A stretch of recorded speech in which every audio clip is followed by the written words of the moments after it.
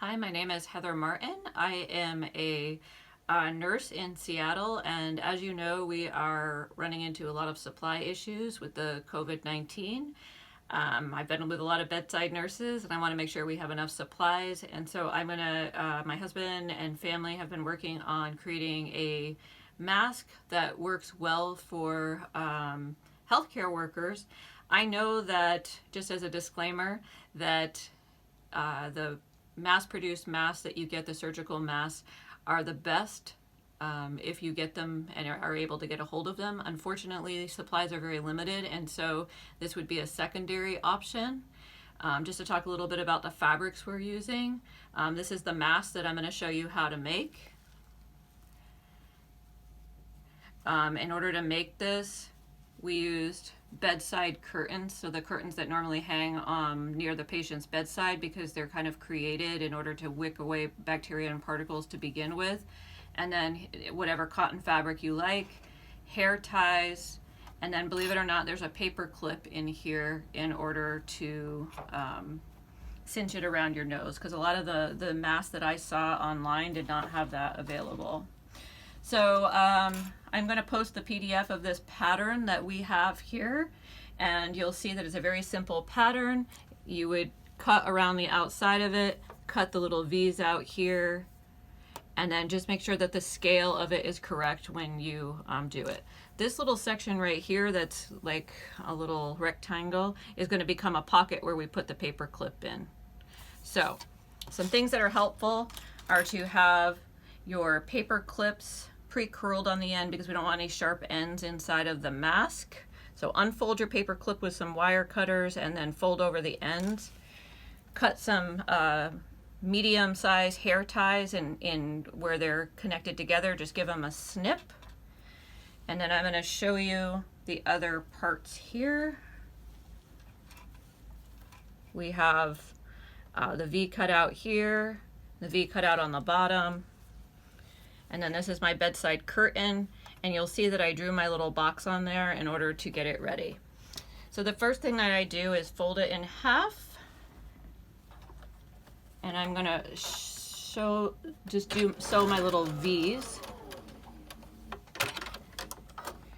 And I'll do that for my bedside curtain and for my fabric. It only takes a couple of seconds.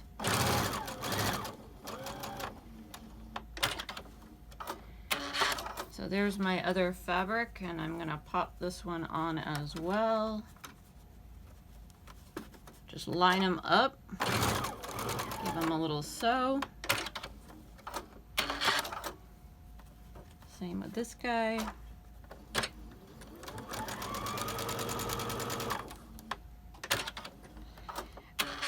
All right, so this gets a little bit tricky. I'm gonna put the inside, the good sides we'll call them, together. Make sure you have your top up, and you're gonna pop them together. Now, if you're an experienced person that sews, don't worry about clipping. But if you're somebody that this is kind of new for you, these little clips, or you can use pins as well. I use clips if I need to. So the first thing I'm gonna do is I'm gonna sew my little box. Make sure I'm lined up here relatively well, and I'm going to sew on that little box. And it doesn't have to be perfect. Sewing is very forgiving, and if you make a mistake, this will fix all of your problems. You just take it right back out. Most of the sewing that I've done over the years, I make a lot of mistakes, and I just let it go. All right. So the next thing that you need to worry about is getting your elastics in. So you want to put them in at an angle. And if you're really experienced at sewing, then you can just kind of put them in as you go. But if you're not, then just put a little clip on it and hold it for yourself. I tend to do one at a time. But I'm going to start at the end of my box. And I'm going to go all the way around here. Needles get kind of angry when you're going over these elastics, but that's okay. If it takes you a couple of minutes to get it centered, no one's gonna know. I go back and forth over the elastic because it's going to get a little wear and tear on it. And you'll see that my back is just slightly bigger than my, and sometimes it gets stuck like that and you just give it a push. And then as I get closer to the bottom here, I'm going to stretch this little elastic right down. And then I'm going to sew it over the top of that guy too. And then back again.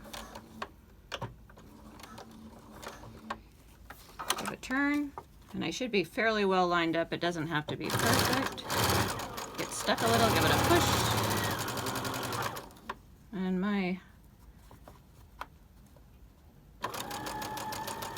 so as I'm approaching this corner, I'm going to pop in another elastic because you need one on each side.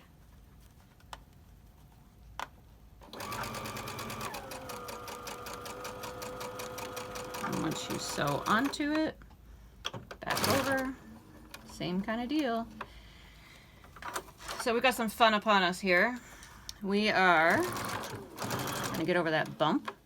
Now, I just made a little mistake, but that's okay because I'm going to show you. Sometimes you slide, sometimes you got to just go back over the top of it. That's the life of sewing. So here I need to make an opening, so I'm going to reverse a little so that it's, give a cut. So I'm making a hole so that I can turn this in the future. And then I'm going to start my other hole by going forward and then back again. And then I'm going to put my other little elastic in here.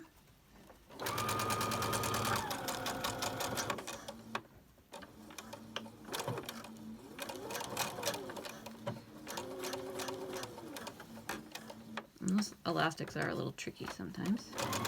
And then I'm going to sew up to my box. So before I turn this, I'm going to take one of my paper clips because I need to get the paper clip in here and I need to seal it on the top. So I'm going to grab one of my paper clips and I'm going to slide it into the pocket.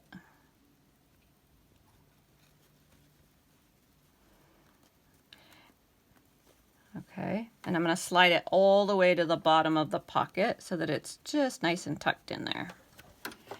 And then I'm going to seal off the top of the pocket by just sewing across the top. Now you don't want to get too close to that loop-de-loop that I had sticking there because it will break your needle. Someone's probably going to ask me how many times I've done that. Today, a couple. But I'm getting good at it now. So I'm going to seal this across the top. Going a little slow so I don't hit the loop. All right, so now I need to flip it over. So all I'm going to do now, if you have any extra, like I've got a little extra here because my back was a little bit more, you can trim that excess off just so it'll be turning nicer for you.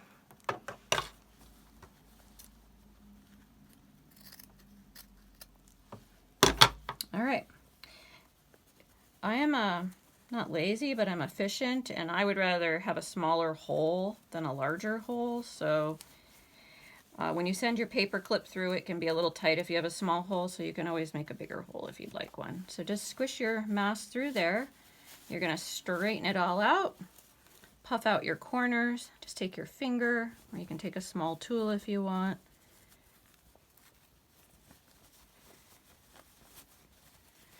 I'm in mass production style right now, so I tend to do a lot of the steps because one way of doing it is just do all of one step and then all of another. So this is the little mask, and you want to make sure it's all straightened out. You can feel that paper clip is right here. Just making sure that it's all turned the right way. Grab the seam if you need to and straighten it out. Good. All right. So now I need to make my little pleat, my little ripples. And I am going to use little clips for this purpose. So did you see I just folded that down? You want them all to go the same way, so just give a little.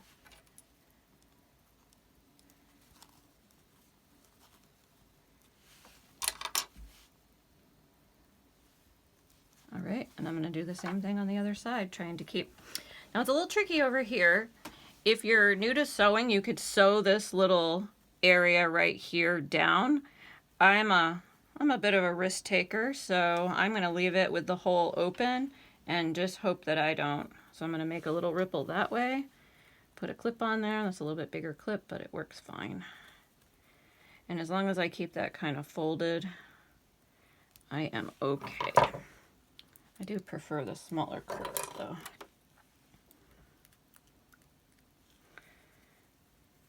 And sometimes by the time I get to the last one, I have to redo it as I'm sewing. All right, so I always start on the top by my paper clip, and I am going to tuck my paper clip right up to the top. And so I don't want to sew over my paper clip, which is right about here. So I'm going to make a seam. It'll be a little bit lower where the paper clip is, and that's fine. And this kind of slid down on me a little. I just pull it back out. And then the rest of it, you're just going to sew around. Easy peasy. I just take out my little clipperoos. Sometimes you got to give it a little push, get it going.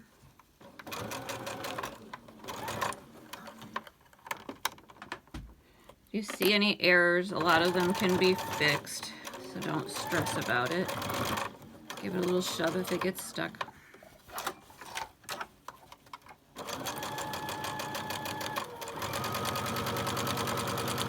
If you're a pretty good sewer, you can have your friends help you with cutting.